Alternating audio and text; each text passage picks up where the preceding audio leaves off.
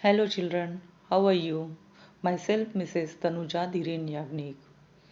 We are going to study geography in this video, standard 7th. Lesson number 8, How Season Occurs part 2. Before I start with my explanation, let's revise what we have learnt in lesson number 7.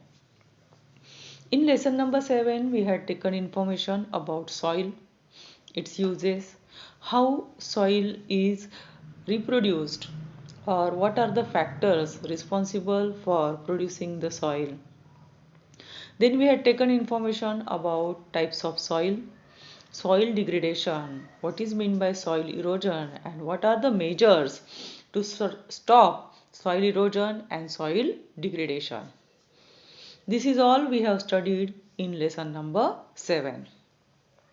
Now in this lesson we are going to see how season occurs. How seasons occur. This is the continuation lesson of lesson number 1. In this lesson we are going to study following points: annual apparent movement of the sun,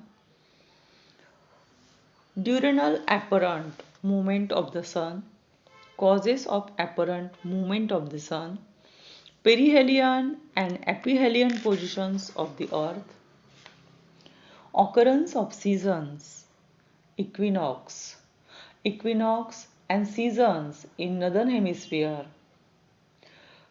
perpendicular sunrise in the region from equator to Tropic of Cancer and from equator to Tropic of Capricorn, largest day and shortest day in the northern hemisphere and southern hemisphere, daytime and nighttime in the region from the Arctic Circle to the North Pole, daytime and nighttime in the region from the Antarctic Circle to the South Pole, then seasons and the cycle of seasons and the living world.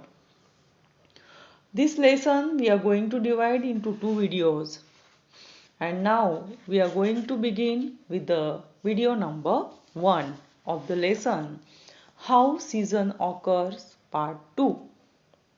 Children, if you remember, in lesson number 1 we have conducted one activity, and I told you that time that you have to make the observation table month wise, that is June, September and December, and what are your answers you are going to note down in your classbook notebook. The questions were like this: in which month the duration of the day was occurred or around 12 hours? What could be the reason behind it? Bring out the differences between the duration of daytime in the month of June, September and December. What could be the reason for the change in the shadow of the stick? What did you observe about the position of the sun at the horizon at the time of sunrise and sunset? Which of the following factors could be related with the change in the position of the shadow of the stick and difference in the duration of daytime? Rotation of the earth, distance between the earth and sun, revolution of the earth and the axis of the earth. These answers you are going to note down in your classwork notebook. Let's start with the first point of the lesson, that is annual or the apparent, that is south-north movement of the sun. The position of the sun at sunrise appears to change on the horizon every day. Its position appears to move towards the north and the south in the course of a year. However, in reality, the sun does not move anywhere.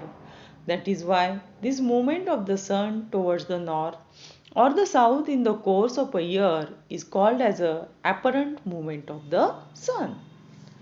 The position of the rising sun appears to move towards the south in the period from 21st June to 22nd December. This period is known as a Dakshinayan. The position of the rising sun appears to move towards the north in the period from 22nd December to 21st June. This period is known as a Uttarayan. Diurnal apparent movement of the sun. Every day from sunrise to sunset, the sun appears to move from east to west.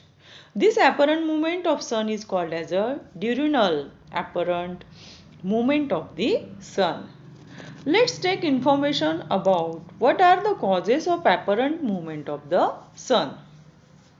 The annual apparent movement of the sun is related to the revolution of the earth and little bit tilt position of earth axis. The diurnal apparent movement of the sun is related to the rotation of the earth. This reason we have studied in lesson number 1 also. Let's take information about perihelion and aphelion position of the earth.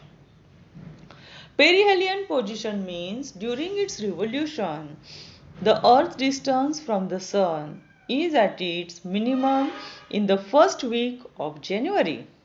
This is called as a perihelion position of the earth. In this position, the southern end of the axis is towards the sun. Aphelion position means during its revolution, the earth's distance from the sun is at its maximum in the first week of July. This is called aphelion position of the earth. In this position, the northern end of the axis is towards the sun. Let's study occurrence of the seasons. Seasons occur due to the revolution of the earth as well as due to tilt of its axis of rotation. Seasons occur only with reference to northern and the southern hemisphere. Let's study what is meant by equinox. As the earth revolves around the sun, the equator receives perpendicular rays on 2 days in a year. This condition occurs on 21st March and 23rd September. On these days, both the poles are at the same distance from the sun. These days are called as equinox days. On equinox days, everywhere on the earth, night time and daytime are of equal duration. On equinox, the circle of illumination coincides with the great circle defined by two opposite meridians. So, on the day of equinox, that is 21st March and 23rd September, the duration of day and night are equal, that is 12 hours day and 12 hours night. This is all about the first video.